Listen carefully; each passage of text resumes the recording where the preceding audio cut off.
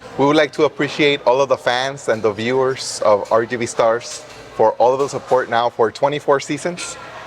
We appreciate all the comments, the support, the follows, and it's been a great journey, a great experience for us, very rewarding to meet and interact and interview so many talented people from the Rio Grande Valley, right, Isaac? Yep, and we couldn't do this without you, all your support, all the subscribers, and all the sharing of the videos that we share with you guys. It's been a pleasure. It's been an honor to be able to introduce the Rio Grande Valley and all of RGV Stars to you guys. Yeah, so please follow us on our social media, Facebook, Instagram, YouTube, subscribe to RGV Stars. Also, thanks to the Embassy Suites for allowing us to film in this amazing state-of-the-art facility.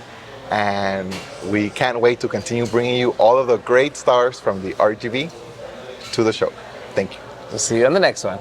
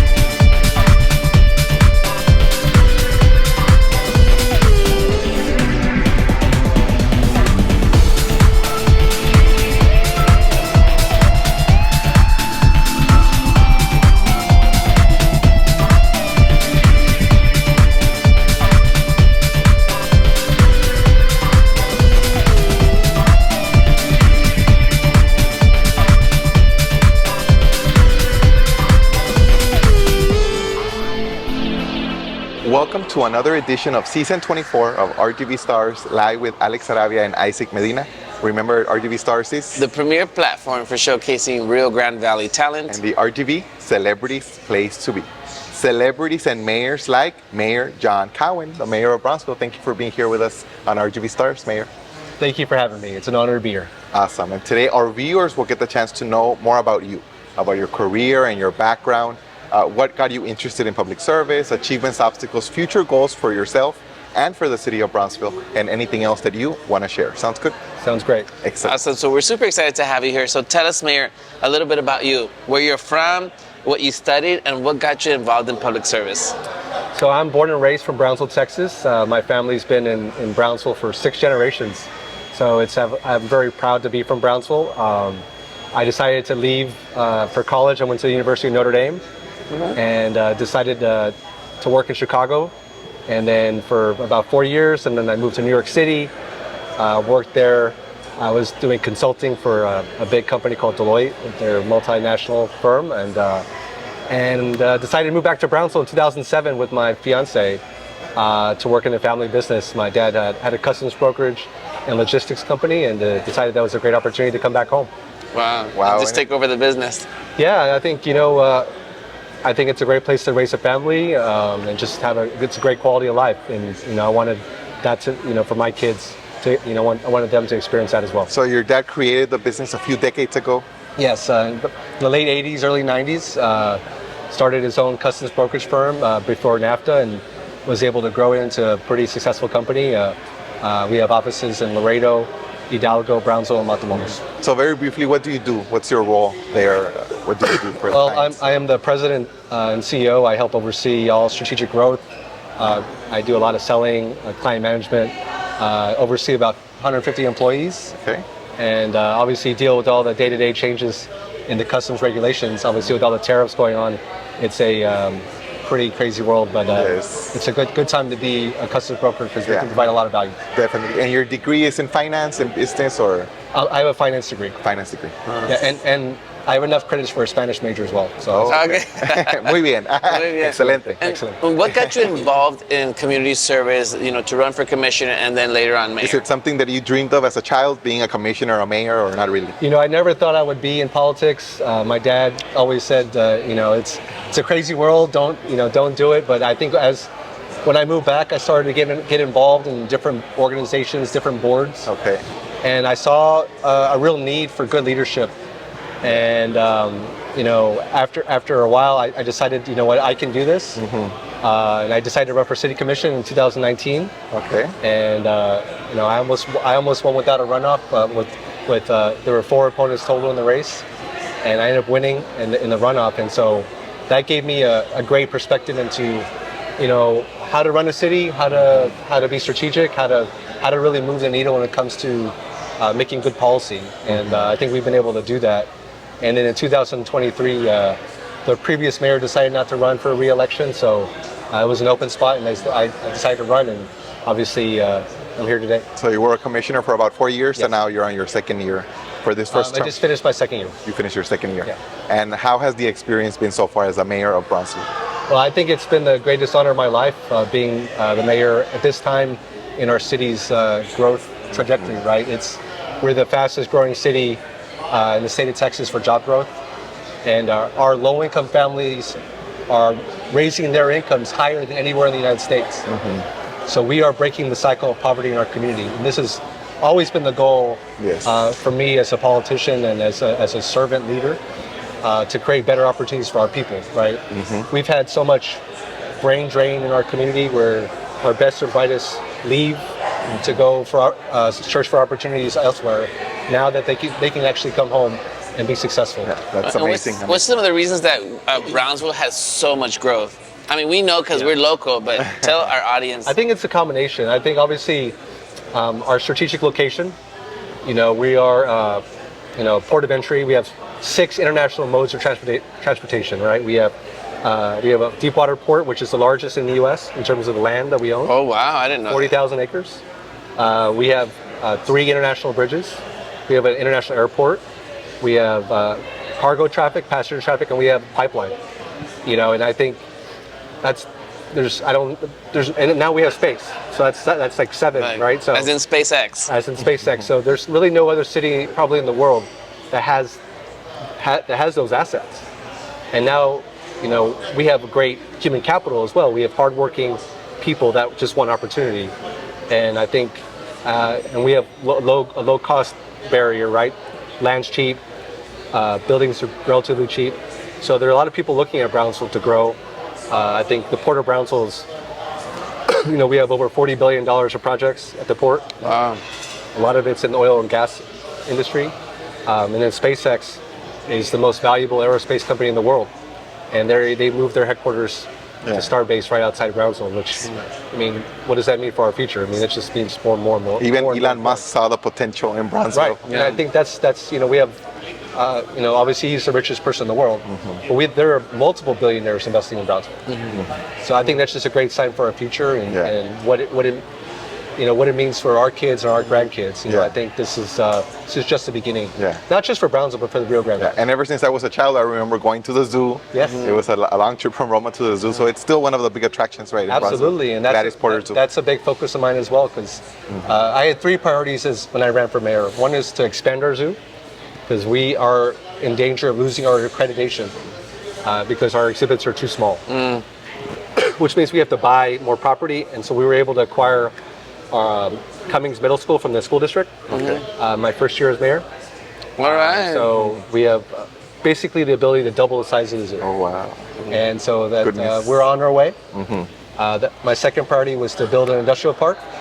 We had our groundbreaking recently as well, so that's underway. We have 750 acres that Wow. we're developing. Phase 1's about 88 acres. And the third one is to control and maintain a low utility rate structure in Brownsville, so having affordable electricity and water. And we've been able to do that as well. So I think my term's going well.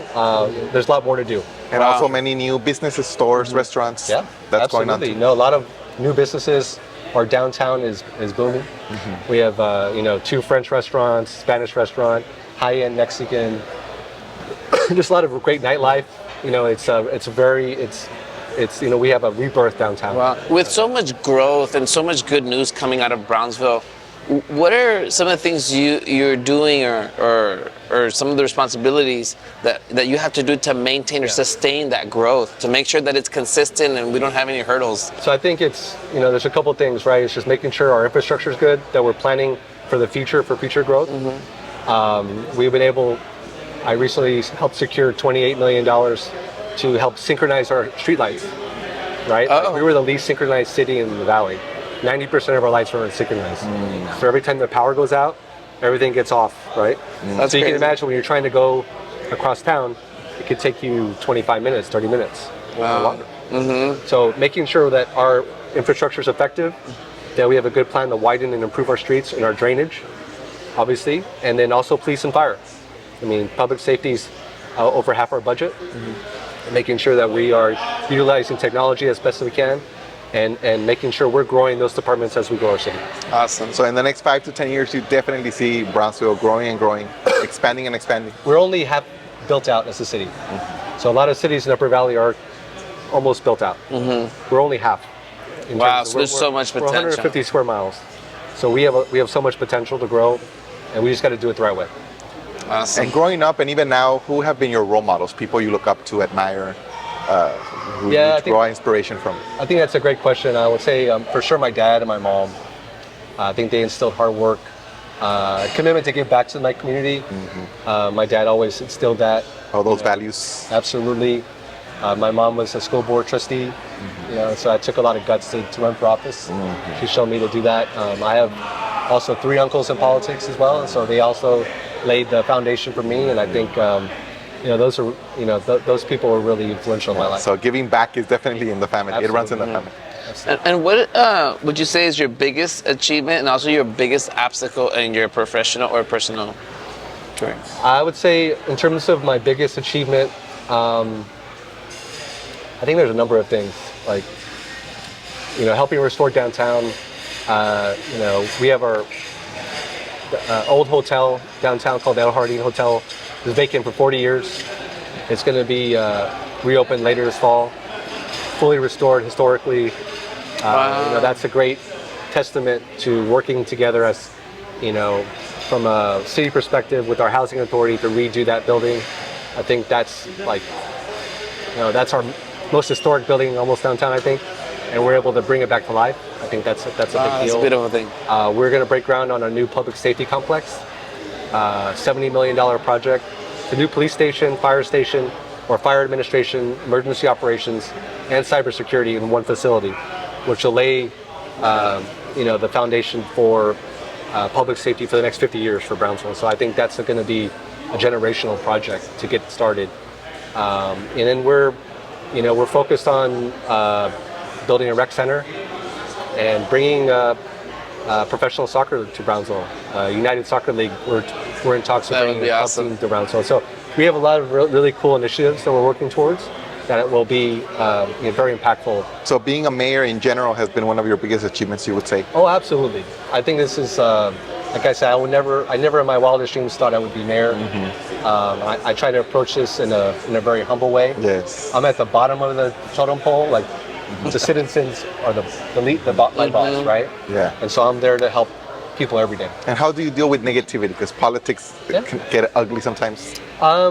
If it's not deserved, I don't listen to it. I know when people are That's a great not answer. being genuine.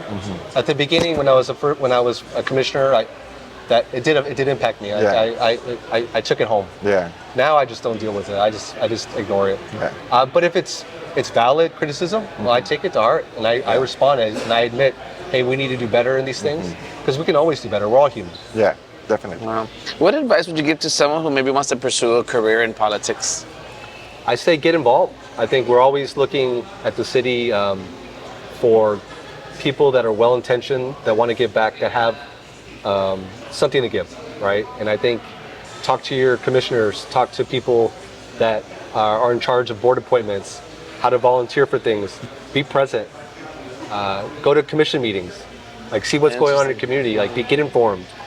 And then once you're informed, you can actually, I think you'll find a way to get involved, and that will just lead to more opportunities. And speaking of that, you mentioned that before becoming commissioner, you were a part of many organizations. Yes. What were some of those? I was a commissioner on the Brownsville Housing Authority for 7 years. Okay. So that taught me what our poorest families were dealing with and how to help them.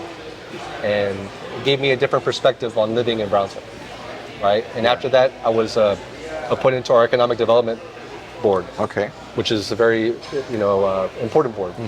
So I got to see how good leadership can impact our community. I think that helped me build my, kind of the stair steps to where I am now. Yeah. Definitely. Wow. And where do you see yourself in the future? Future goals in the next 5 to 10 years? Well, I focusing day by day. I can run for re-election as mayor in another 2 years or so.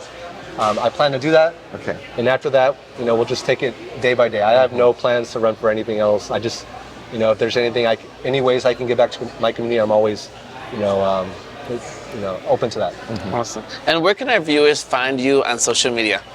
I'm on Facebook, I'm on Instagram, and I'm on LinkedIn. Those are the 3 platforms that I focus on. Okay. A closing message, a closing remark for the viewers, the fans of RGV Stars. I would say your opinion matters. Like, if you don't speak up, then your voice isn't heard. So just make sure you're engaged, that you're informed, because there's a lot of things happening in your community, and I think some people choose not to be engaged and they choose not to be informed, and I think their lives are worse off because of it. So as more input we get from community members, the better decisions we can make as policy makers. So please get informed. Excellent. Awesome. Excellent. Well, Mayor, we appreciate your time. We know you have a very busy schedule, and then the long drive from Brownsville also, for being here with us today. And we wish you the best, more success and more blessings in your future. Thank you so much. Thank you so much. God bless guys. you. And this was another edition of Season 24 of RGV Stars, live with Alex Sarabia and Isaac Medina. Remember, RGV Stars is The premier platform for showcasing Rio Grande Valley talent. and the RGV Celebrities Place to Be. Until next time. See you guys.